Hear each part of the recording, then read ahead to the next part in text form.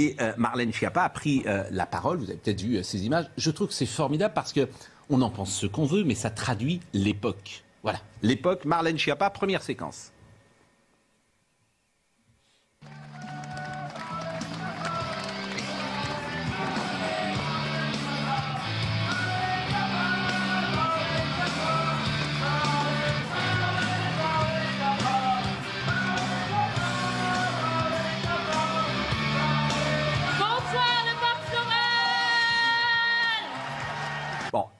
Donc, même le slogan fait sens. Envie d'Île-de-France.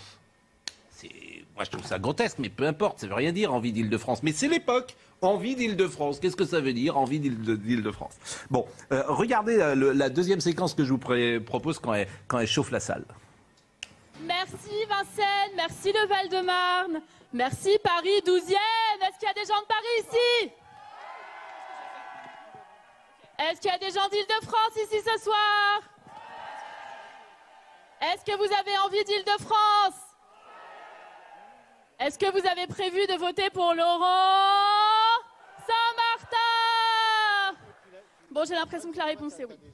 D'abord, il n'y avait pas grand monde, manifestement. Mais vous, comment dire, j'allais dire, vous qui êtes un homme d'une autre génération, forcément. Vous voyez ça, vous dites quoi? Écoutez, je crois qu'on en a déjà parlé. Je pense que c'est le prototype, la caricature de la théâtralisation. Hein. Guy Debord parlait de la société du spectacle. C'est la politique spectacle. Oui, mais quand De Gaulle arrive habillé comme un général, il théâtralise son nom. Je pourrais vous répondre ça. Il y avait de la tenue. Mais non, mais je pourrais vous répondre ça. La théâtralisation, elle a toujours existé. Oui, mais là, la différence... La comparaison est osée. Oui, j'ai dit théâtralisation.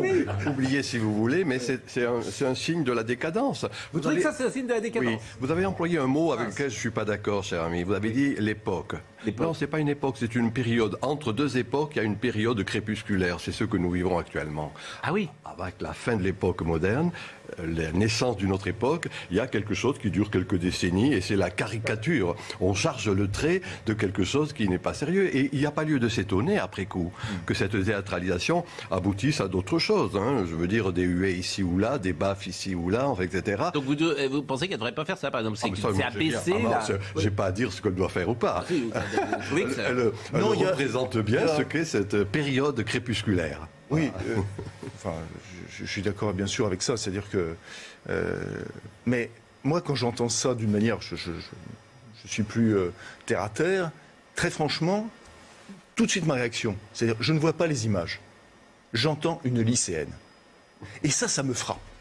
Ça me frappe. Combien de ministres du gouvernement Macron, vous ne les regardez pas, vous passez, et puis vous avez CNews, mais vous entendez juste la voix, la manière de dire. Non, mais vous pourriez dire la même chose d'un homme qui n'est pas d'ambiguïté. Oui, des lycéens. Vous pourriez dire des lycéens. Voilà, c'est pas un procès que vous faites à... Non, que ce soit, non, bien sûr que non. Non, mais vous entendez un lycéen dans l'argumentation. Et ça a commencé, si on se souvient, tout de suite, avant même l'élection d'Emmanuel Macron. Parce que je suis sûr que ceux qui nous écoutent sur CNews se souviennent de la séquence où vous aviez M. Castaner, futur ministre de l'Intérieur, qui était pour le meeting d'Emmanuel Macron, candidat à la présidentielle à Marseille, et qui commençait à sauter en disant « tout ce qui saute n'est pas marseillais ».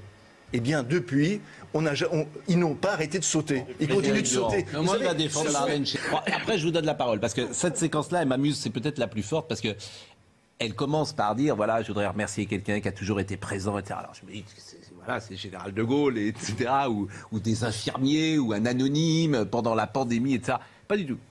Pas du tout. Alors, à qui elle va remercier? Écoutez. Et moi, je voudrais remercier quelqu'un qui a toujours été là quand notre pays a traversé des moments difficiles, qui a été là, qui a été en soutien, qui a été au rendez-vous avec les Français. Et cette personne, je vous propose qu'on lui envoie 1 minute d'énergie très positive. Cette personne, c'est le président de la République, Emmanuel Macron. Macron, président. Macron, président. Macron, président. Mais il est président. Non, mais vous voyez, cette histoire d'onde positive, etc.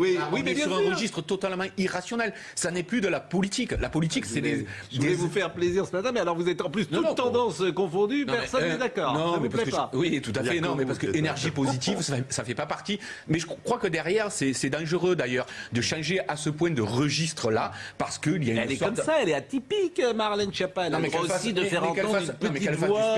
Mais qu'elle fasse du spectacle, elle sera bienvenue dans le monde du spectacle. Pardonnez-moi, mais la politique aussi, il y a une part de spectacle. Avec des arguments, normalement. Oui, bien sûr. Non, mais Jean Messia, vous, ça vous irrite, ça vous trouvez ça sympathique? C'est-à-dire, c'est pas nouveau. En effet, Ségolène Royal, après la campagne de 2007 contre Nicolas Sarkozy, s'était essayé au stand-up pour faire cool. Bon, ça avait non seulement c'était grotesque, mais ça s'est terminé en nageoire postérieure de poisson. Et après, effectivement, là, Ségolène Royal, Marlène Schiappa.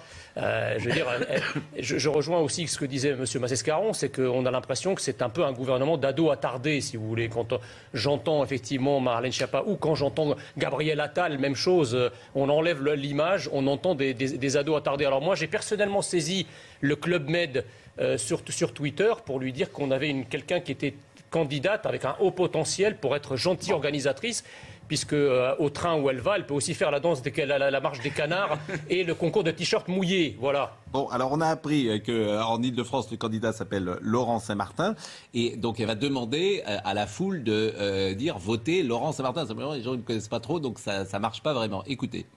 Là, c'est cruel.